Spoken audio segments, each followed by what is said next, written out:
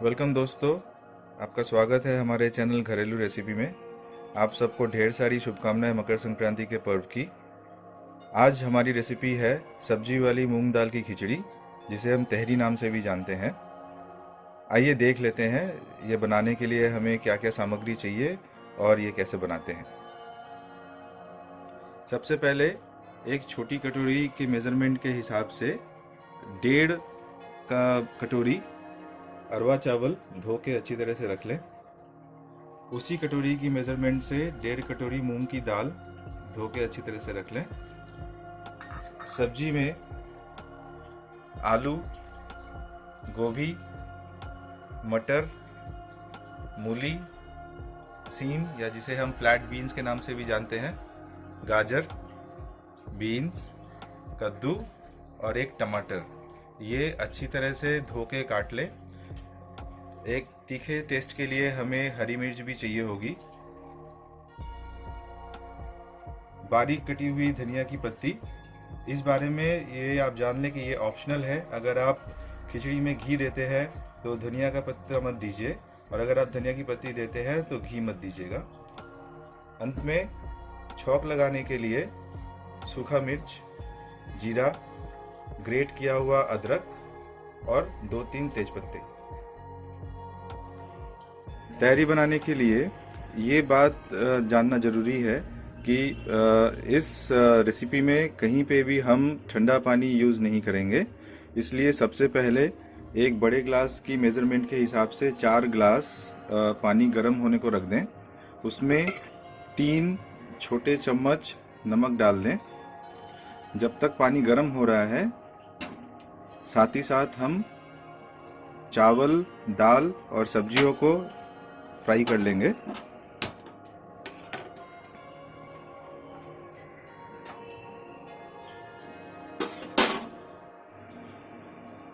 तेल गरम हो गया है। अब इसमें धुली हुई दाल को हम भाजेंगे। इसे धीमी आंच पर भाजना है। मूंग की दाल को तब तक तलना है जब तक कि उसका कलर हल्का ब्राउन टर्न ना हो जाए और एक सोंधी सोंधी सी खुशबू आने लगे। जब दाल तल जाए तो धीरे धीरे गर्म पानी में हम ये दाल डाल देंगे।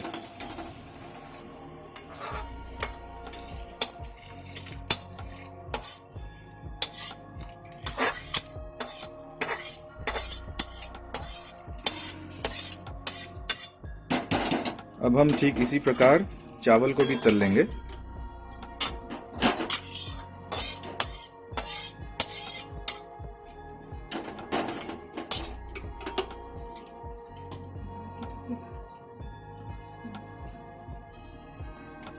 तेल দিয়ে দেবো না।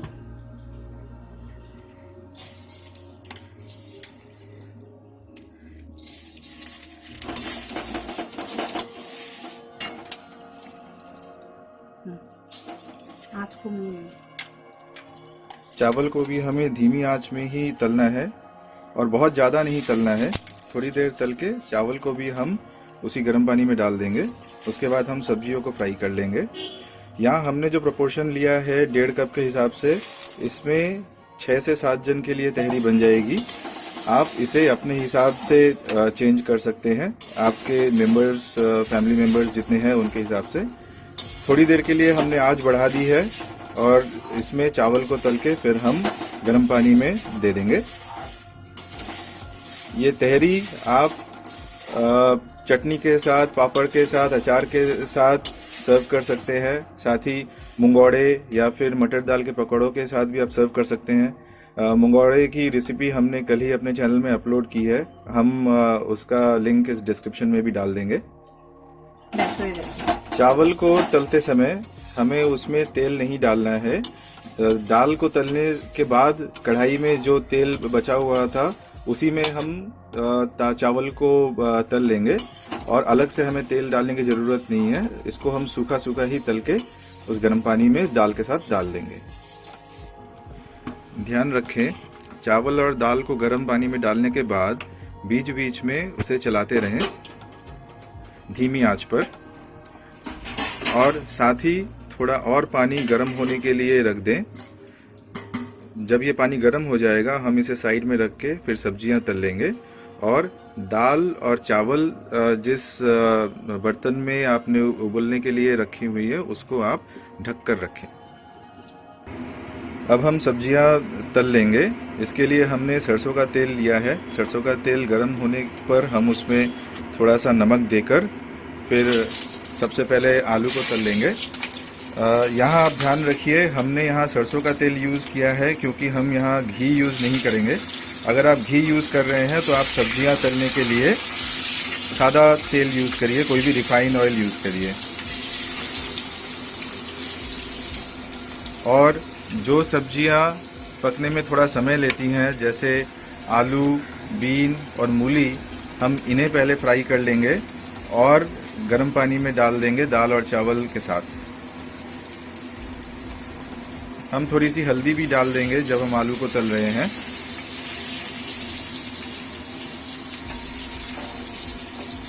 अगर आप चाहें तो आप इसमें और भी सीजनल वेजिटेबल ऐड कर सकते हैं आपकी इच्छा अनुसार। दाल और चावल काफ़ी हद तक पक चुके हैं।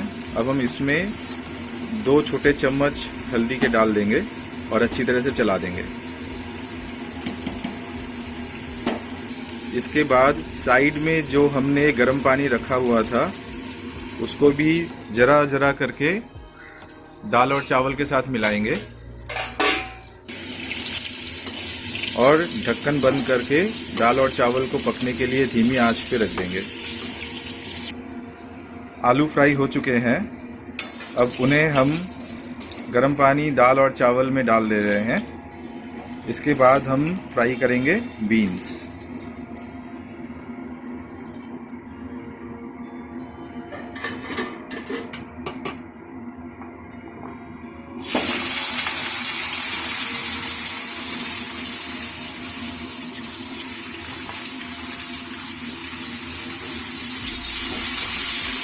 इस समय ये ध्यान रखें कि अब हमें भगोने का ढक्कन खुला नहीं रखना है, इसे ढक कर ही रखना है और धीमी आंच पर ही खिचड़ी को पकने देना है। और जैसे जैसे हम सब्जियां तलते जाएंगे, तलकर उन्हें खिचड़ी पे हम डालते जाएंगे और फिर ढक्कन बंद कर देंगे। बीन्स फ्राई हो चुकी हैं। अब हम बीन्स को भी खिचड़ी में डाल रहे हैं। ये ध्यान रखें ये शैलो फ्राई होगी, बहुत ज़्यादा हमें इन्हें तलना नहीं है।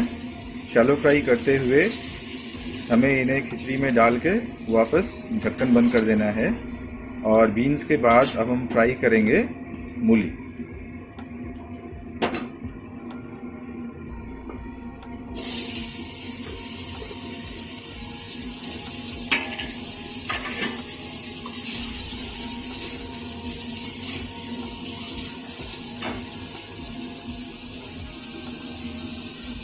মাঝে আরেকটু গুঁড়ো দেবো,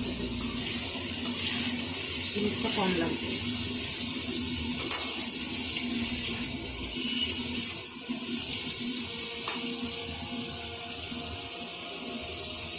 तहरी में हल्दी, नमक और मिर्च ये आप अपने स्वाद अनुसार कम या ज़्यादा डाल सकते हैं।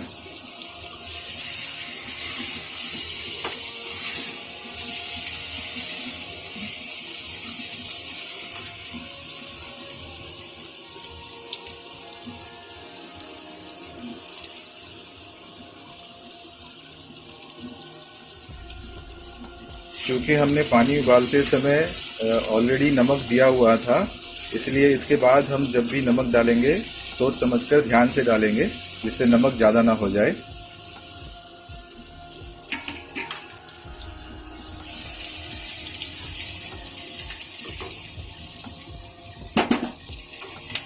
मूली भी फ्राई हो चुकी है। अब हम मूली को खिचड़ी में डाल रहे हैं।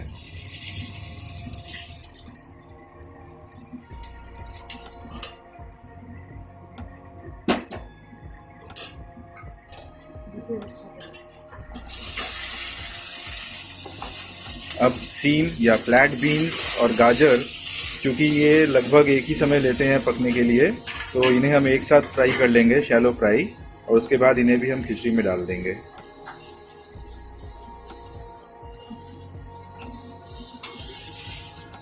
अगर आपको लगे कि तेल थोड़ा कम हो रहा है तो आप ज़रूरत के हिसाब से हल्का सा तेल डाल के इन्हें फ्राई कर सकते हैं। गाजर और सीम को फ्राई करने के समय थोड़ा सा नमक छिड़क देंगे तो ये जल्दी फ्राई भी हो जाएंगे और एक अच्छा टेस्ट भी आ जाएगा। गाजर और फ्लैट बीन्स शैलो फ्राई हो चुके हैं, उन्हें भी अब हम तहरी में डाल रहे हैं।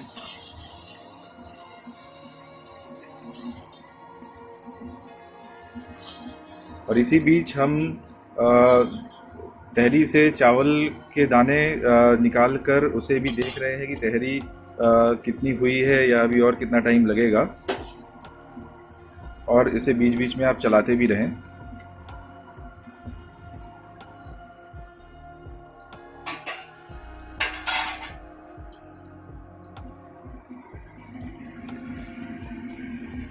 हमने फिर कुछ गर्म पानी उसमें ऐड किया है।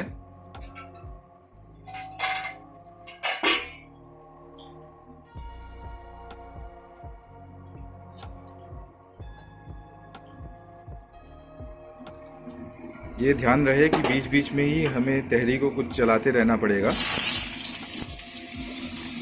अब हम कद्दू फ्राई कर लेंगे।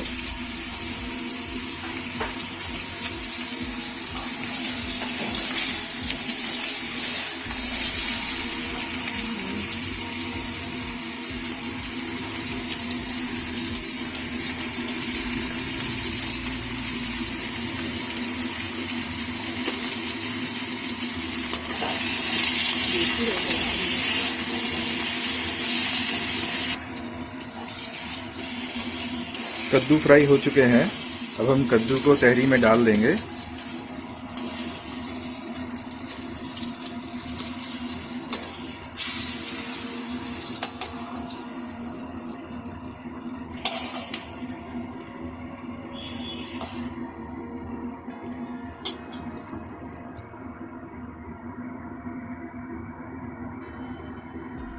अब कढ़ाई में ज़रा सा तेल डालकर हम गोभी फ्राई करेंगे।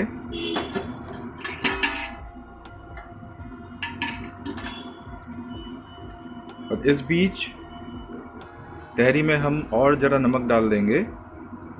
आपको बीच बीच में तहरी चलाते भी रहना है और स्वाद अनुसार अगर आपको लगे तो आप नमक उसमें ऐड करेंगे।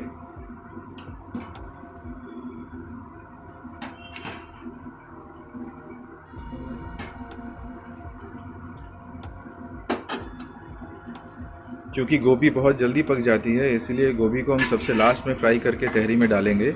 और मटर हमें फ्राई नहीं करना है, मटर हम सीधा ही डाल देंगे तहरी में।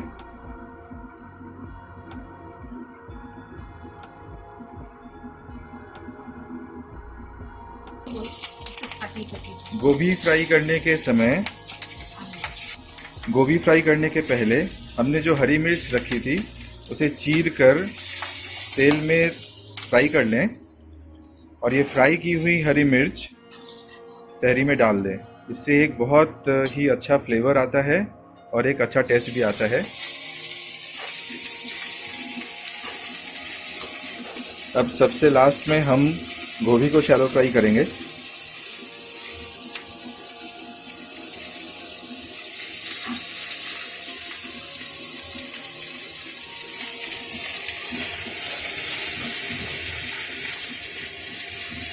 गोभी को शैलो फ्राई करते समय थोड़ा सा नमक और थोड़ी हल्दी भी उसमें डाल देंगे।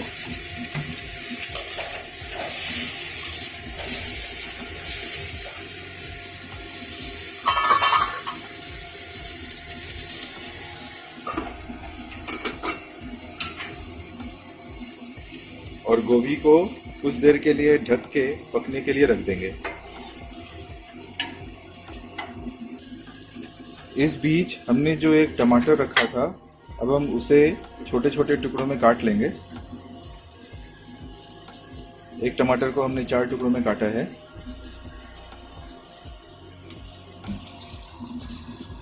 गोभी फ्राई हो चुकी है, अब हम गोभी को भी तहरी में ऐड कर रहे हैं।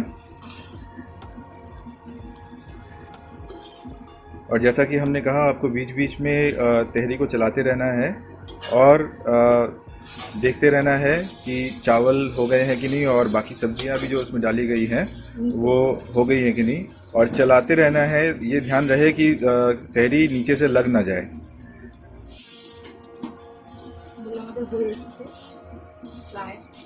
लगभग तहरी बन चुकी है, इसलिए लास्ट में हमने गोभी ऐड किया है।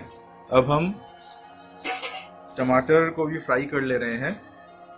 टमाटर को फ्राई करने के बाद हम उसे भी ऐड कर देंगे तहरी में। और इधर जो हम गर्म पानी हमने रखा था साइड में, ज़रूरत के हिसाब से हम उसे भी तहरी में ऐड करते जा रहे हैं, थोड़ा थोड़ा करके। टमाटर भी फ्राई हो चुके हैं। टमाटर को भी अब हमने ऐड कर दिया है तहरी में।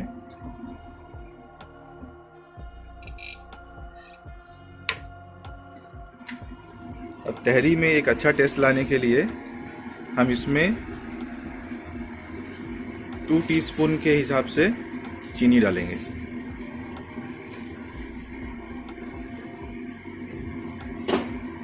और अच्छी तरह से चला लेंगे।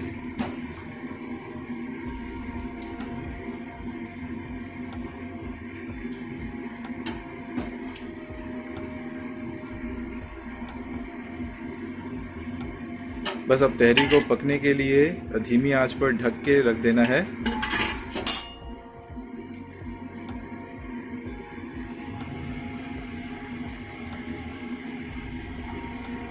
तहरी लगभग हो चुकी है और कुछ देर के लिए पकने के लिए रख देने से तहरी हो जाएगी। हम इसे ढककर धीमी आंच पर और 5 मिनट पकने के लिए रख देंगे। 5 मिनट हो गए हैं। अब खिचड़ी अच्छी तरह से पक चुकी है। अब हम छौंक लगाएंगे। छौंक लगाने के लिए जैसा हमने पहले बताया था, हमने 2 सूखे मिर्च, बारीक कटी हुई अदरक, जीरा और 2-3 तेजपत्ता लिए हैं।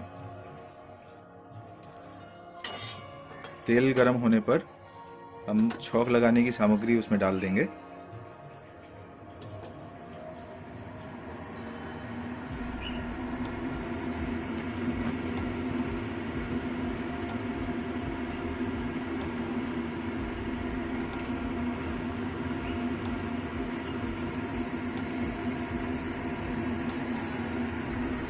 सबसे पहले हम कढ़ाई में डालेंगे जीरा और सूखी मिर्च। तेज पत्ता को थोड़ा सा तोड़ के हम कढ़ाई में डालेंगे।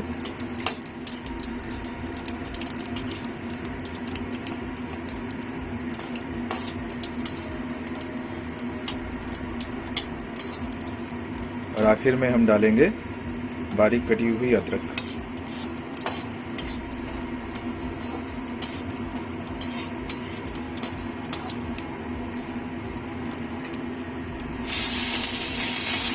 एक बहुत ही अच्छी खुशबू आएगी इस छौंक की सामग्री से, और इससे एक बहुत ही सुंदर फ्लेवर भी आएगा हमारी तहरी में।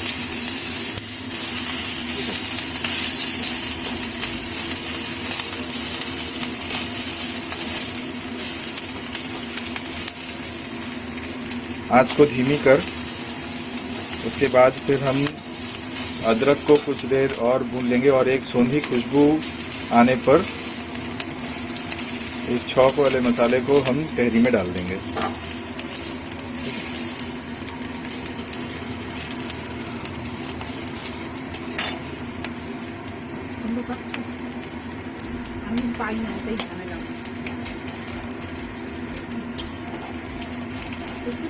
एक बहुत ही सुंदर खुशबू आनी शुरू हो गई है, सोंधी सोंधी खुशबू।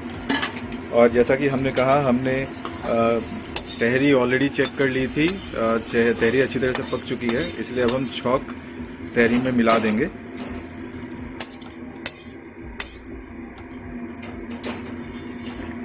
और इसे अच्छी तरह से ऊपर से नीचे तक हम चला लेंगे।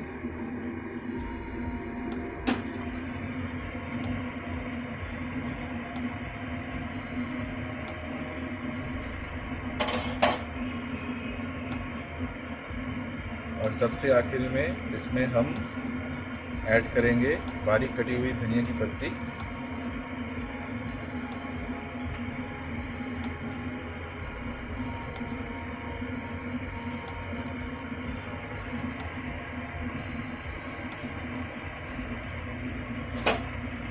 और अच्छी तरह से चला लेंगे।